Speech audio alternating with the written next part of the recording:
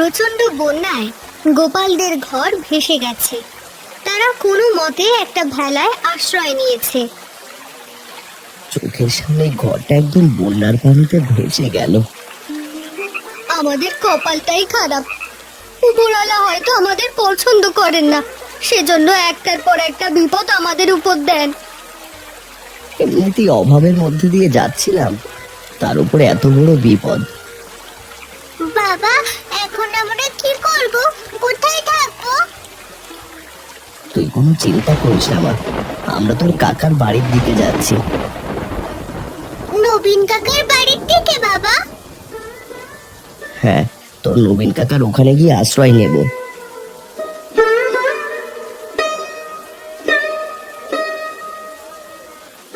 অন্যদিকে গোপালের ভাই নবীন গোপালের তুলনায় বড়লোক হওয়ার কারণে এই বন্যায় বড় একটা ঘর তোলে। নবীন, বড় বিপদে পড়ে তোদের এখানে এসেছি। বন্যায় আমাদের ঘর ভাসিয়ে নিয়ে গেছে। কি বলছো দাদা? বন্যা তোমাদের ঘর ভাসিয়ে নিয়ে গেছে? হ্যাঁ, আমরা কোনো মতে বেঁচে আছি, এটাই উপরওয়ালার কৃপা। না না, আমাদের ঘরের কিছু হয়নি। তুই একটু আমাদের সাহায্য করবি? তোর এখানে আশ্রয় দিবি আমাদের?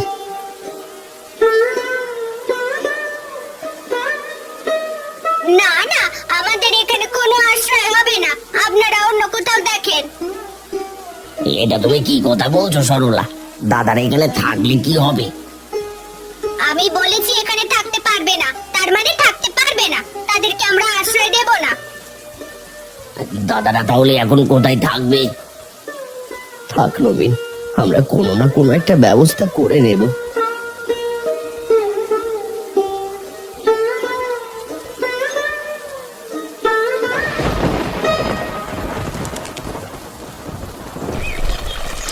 বাবা, কাকা তো আমাদের আশ্রয় দিল না, এখন কি হবে আমাদের?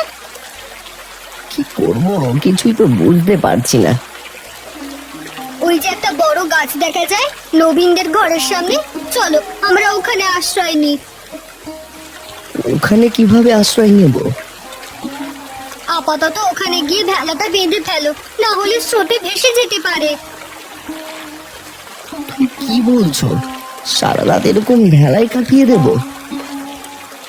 এখন তো আমাদের কাছে আর কোনো উপায় নেই, বন্যার পানি কতদিন থাকে তা তো বলা যায় না।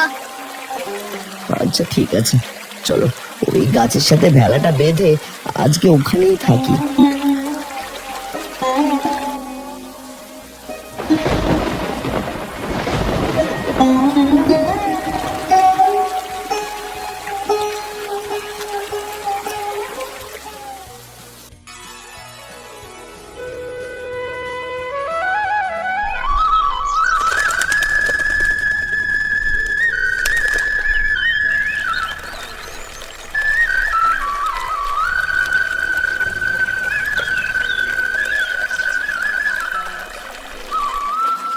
কি গো বড় বৌদি, কোথায় ছিলে তোমরা সারা রাত?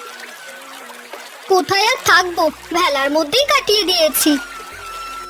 তোমার স্বামী এবং মেয়েকে তো দেখতে পাচ্ছি না, ওরা কোথায় গেল? ওরা অন্য একটা ভেলা নিয়ে ভেসে যাওয়া ঘর দেখতে গেছে। গরিব হলে এই একটা ঝামেলা, ভালোভাবে জীবন কাটানো যায় না। এমনিতে ঘরে আশ্রয় দাওনি, তার উপর এখন আবার অপমান করছো। তোমরা বাইরে ভালো আছো, এই ঘরে তোমরা থাকতে পারবে না। খাবার কিছু দেবে? মেয়েটাকে কিছু খেতে দিতাম। না না, কোনো খাবার হবে না, এখান থেকে যাও তো, আমার অন্য কাজ আছে।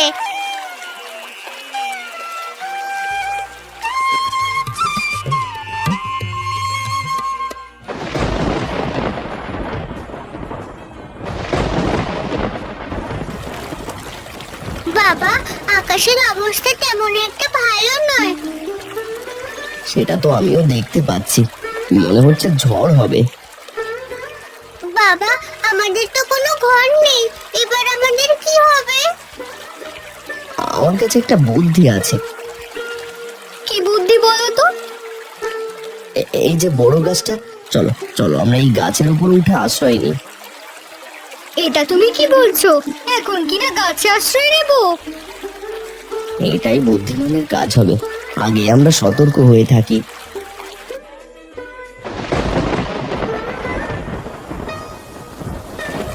গোপাল পরিবারকে নিয়ে গাছে আশ্রয় নেয়। অন্যদিকে নবীনদের ঘর ভেঙে যায়। ঘর তো সেই ভেঙে গেল, আমরা ভালোই ভালো আছি। ঘর চাইলে আমরা মেরামত করে নিতে পারবো, তোমাদের তো থাকারও জায়গা নেই। গতকাল রাতে তোমরা তো কষ্ট করলে, আমাদের তো কষ্ট করতে হয়নি। কেন, তোমরা কি করেছিলে? আমরা তো গাছের উপরে আশ্রয় নিয়েছিলাম।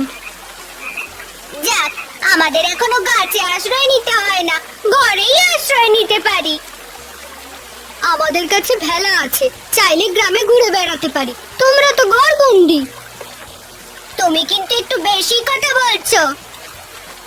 গায়ে দম হচ্ছে নাকি? পোড়া পোড়া গন্ধ পাচ্ছি।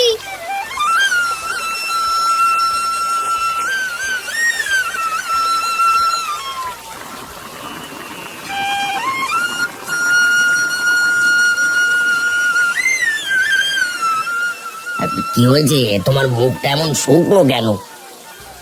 কি হয়েছে বুঝতে পারছো না? তুমি যদি আমাকে না বলো তাহলে আমি কিভাবে বুঝবো? ঘরের কি অবস্থা হয়েছে তোমার চোখে পড়ছে না? তা তো অবশ্যই ঠিক করব, একটু সময় তো লাগবে। শোনো, আর একটা ভেড়া বানাবে। আচ্ছা ঠিক আছে, বুঝতে পেরেছি, করে দেব। মনে থাকে যেন। থাকবে থাকবে, তুমি এত চিন্তা করো না।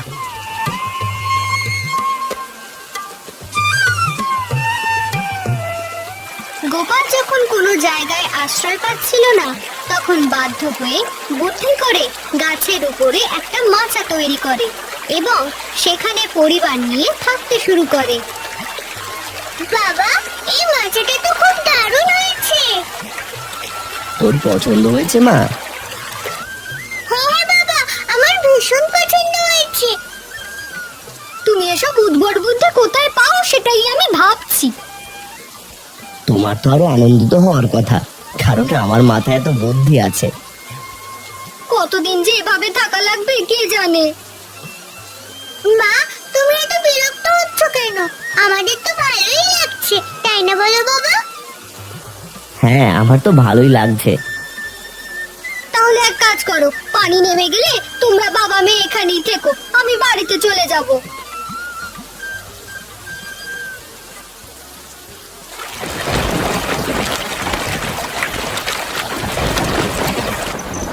আমার তো প্রচন্ড ভয় করছে।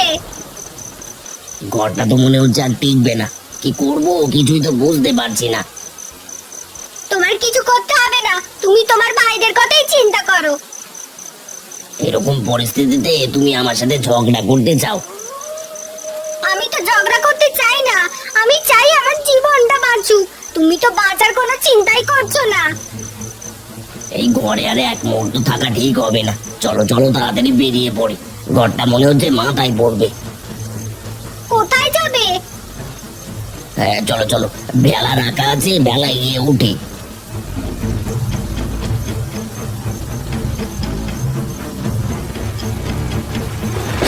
নবীন ও সরলা ভেলায় উঠতে গেলে ভেলা উল্টে যায়। দুজনে বাঁচার জন্য চিৎকার করতে থাকে। মনে হচ্ছে কেউ বিপদে পড়েছে, বাইরে চেঁচামেচির শব্দ শুনতে পাচ্ছি। নবীন আবার বিপদে পড়বে নাকি? হ্যাঁ হ্যাঁ, তুমি ঠিক ধরেছো, আমি তো সরলার গলাও শুনতে পাচ্ছি। তাহলে নিশ্চয় ওরা বিপদে পড়েছে। তুমি এখনো এখানে বসে আছো কেন? যাও যাও, ওদেরকে বিপদ থেকে উদ্ধার করো। আচ্ছা আচ্ছা ঠিক আছে, আমি যাচ্ছি, দেখি কি করা যায়।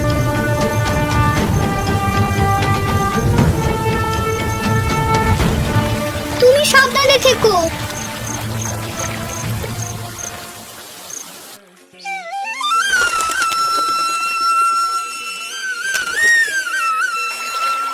ওদের ঘর দেখলাম একদম ভেঙে গেছে।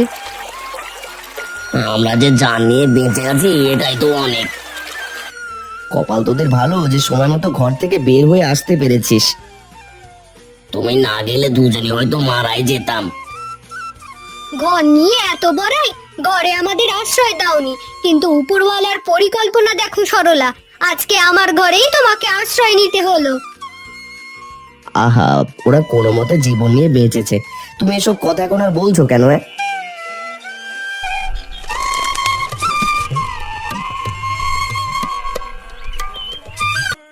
কিছুদিন পর বন্যার পানি নেমে গেছে, সবকিছু স্বাভাবিক হয়ে গেছে। এই গাছটা কিন্তু আমাদের, যে গাছটায় সাবিত্রী বৌদিরা মাজা বানিয়েছে। তাতে কি হয়েছে? আমাদের হলে কি?